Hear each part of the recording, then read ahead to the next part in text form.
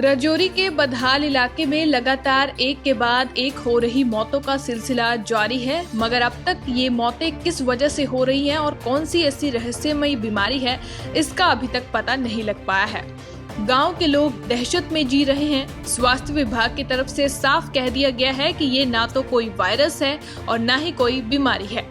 स्वास्थ्य मंत्री के बयान के बाद लोग और डरे और सहमे हुए हैं। वहीं भारतीय जनता पार्टी के पूर्व राज्य अध्यक्ष रविंदर रैना के साथ चौधरी जो है मौके पर पहुंचे, उन्होंने लोगों से बातचीत की। वहीं बीजेपी के पूर्व अध्यक्ष रविंदर रैना ने उन लोगों की जम्मू कश्मीर के उपराज्यपाल मनोज सिन्हा से भी बातचीत करवाई। उन्होंने आश्वासन दिया कि जल्द से जल्द इस मामले में कार्रवाई की जाएगी और अगर कोई दोषी पाया गया तो उसके खिलाफ कार्रवाई होगी।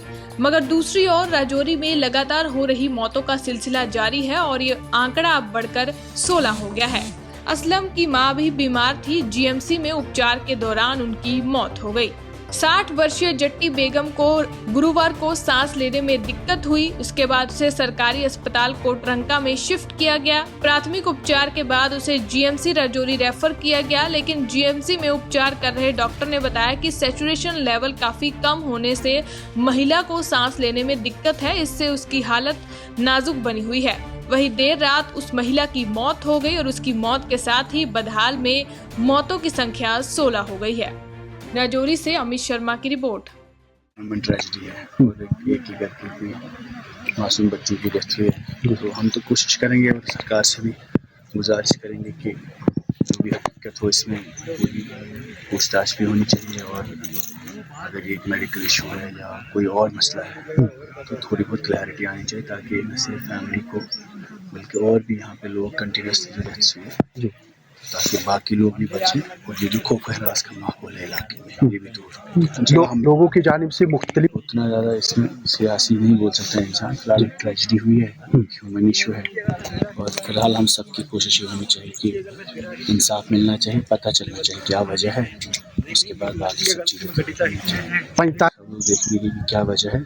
मुझे लगता है यहाँ इलाके में लोग भी परेशान हैं, तभी हम भी आए, कई दिन से देख रहे थे सोशल मीडिया पे।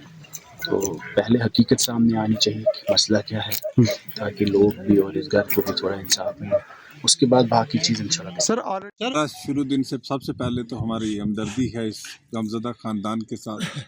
हमने होम मिनिस्टर साहब से लेके एलजी साहब तक और तमाम एडमिनिस्ट्रेशन के साथ लाइन अप में, जिस दिन से ये हो रहा है 45 दिन हो चुके हैं। पहले एक फैमिली टारगेट हुई, फिर दूसरी, फिर तीसरी, और बदकिस्मती की बात है कि अभी तक हम किसी कंक्लूजन पे, हेल्थ डिपार्टमेंट जो है वो किसी कंक्लूजन पे नहीं पहुंच पाया। लेकिन हमने शुरू दिन से एक बात कही है कि बीमारी सारे गांव के लिए होती तो हम मान जाते, सारे इलाके के लिए होती तो मान जाते। कोरोना फैला तो सारे इलाके में लोग सफ़र किए, लेकिन ये क्या है कि एक ही फैमिली के लोग, इंटरकनेक्टेड जो लोग आपस में हैं, उन्हीं के घरों पे मुसीबत क्यों आ रही है बार बार। तो इसमें जो दूसरा एंगल है, दूसरा एस्पेक्ट है, वो क्रिमिनल एंगल, कि क्या कि साजिश है, किसी साजिश के तहत इनको मारा जा रहा है, इस घर को, इस परिवार को, इस ख़ानदान को ख़त्म करने के लिए।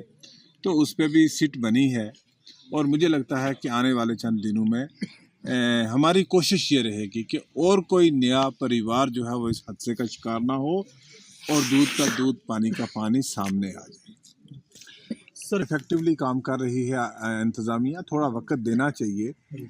बदकिस्मती रही है कि आज तक जो स्लो पीछे हुआ है, अगर पहले ही हमने इतनी सुस्ती की न की होती पहले हादसे के बाद, तो शायद ये असलम का जो घर आज वीरान हुआ है ये ना होता, शायद दूसरा घर वीरान ना होता।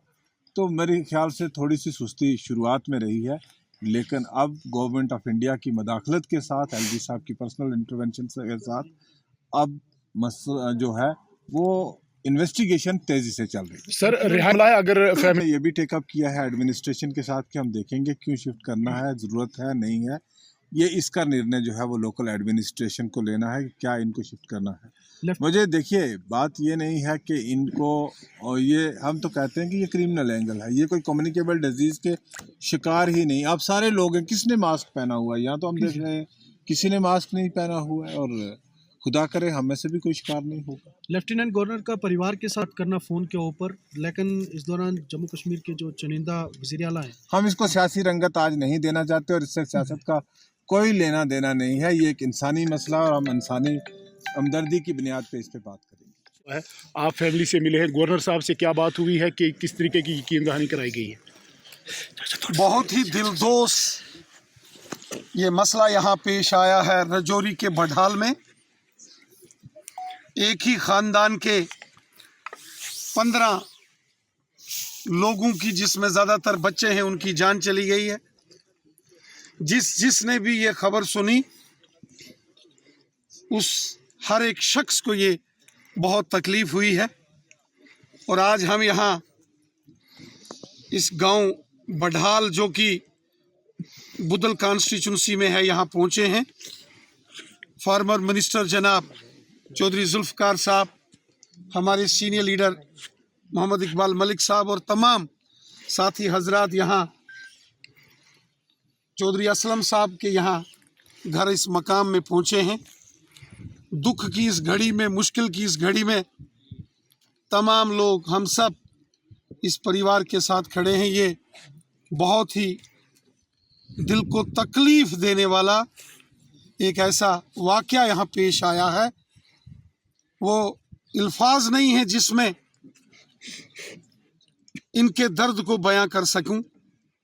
आज पूरा रजौरी, पुंछ, पूरा जम्मू कश्मीर और पूरे मुल्क में भी इस बात की खबर सुनकर हर शख्स गमज़दा है और तशवीशनाक ये वाक़या हुआ है। बार बार एक ही ख़ानदान को इस प्रकार की एक साजिश का लगता है कि शिकार बनाया जा रहा है। जम्मू कश्मीर के ऑनरेबल लेफ्टिनेंट गवर्नर साहब ने खुद परिवार के लोगों से, फैमिली के लोगों से बात की है। मुल्क के होम मिनिस्टर जनाब अमित शाह साहब से जुल्फ़कार चौधरी साहब ने खुद बात की है। और यहाँ डीसी रजौरी, एसएसपी साहब, डीआईजी साहब सब यहाँ मौके पर पहुँचे हैं। इस सारे मामले की डिटेल, इसकी छानबीन होनी चाहिए कि आखिर ये मामला है क्या। अगर ये डायग्नोज नहीं हो रहा तो क्या इसके पीछे कोई बड़ी साजिश हो सकती है? उस एंगल की भी पुलिस छानबीन कर रही है, जांच पड़ताल हो रही है।